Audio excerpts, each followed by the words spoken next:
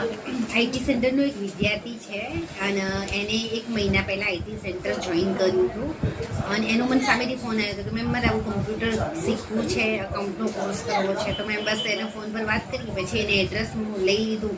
આ કેમ કહું છું એટલી ક્લિયરિટી સાથે? આપણે બધા ફોન પર પૂછી લઈએ છીએ કે કમ્પ્યુટર કોર્સની ફીસ શું છે, પણ એ પૂછવાથી આપણે કોર્સ થોડી ના કરી શકવાના છીએ. ત્યાં જશું, ત્યાં માહિતી લેશું, ત્યાં કાઉન્સેલિંગમાં આપણને ક્લિયર થશે કે આપણે કયો કોર્સ કરવો જોઈએ.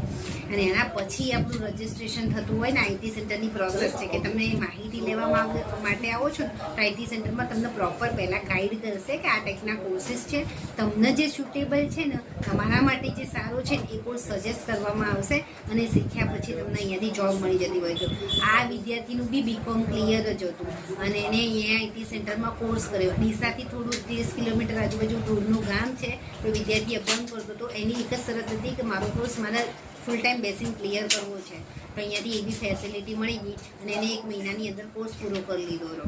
બરાબર, હવે એનો કોર્સ પતી ગયો પછી જોબ, આઈટી સેન્ટર કઈ રીતે જોબ માટે મદદ કરે છે? તો અમારા ત્યાં વેકેન્સી આવતી હોય છે અલગ અલગ રીતે, તો એને બી અમે ઇન્ટરવ્યૂ કરાવ્યા અને એક જગ્યાએ એનું સિલેક્શન થતું હતું. આમેથી એમ બોલાવે બી છે અને વિદ્યાર્થી કદાચ જોબ પર લાગી બી જશે.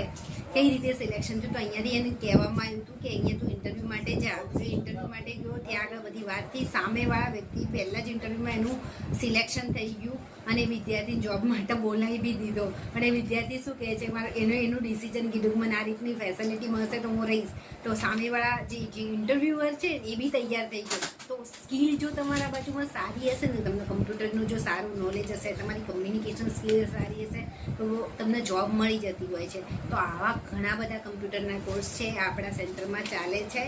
જોબ કરવી છે, મારા કરિયરમાં આગળ વધવું છે, ખાસ તો બીકોમ કરીને અથવા બીએ કરીને સારી નોકરી લેવી છે.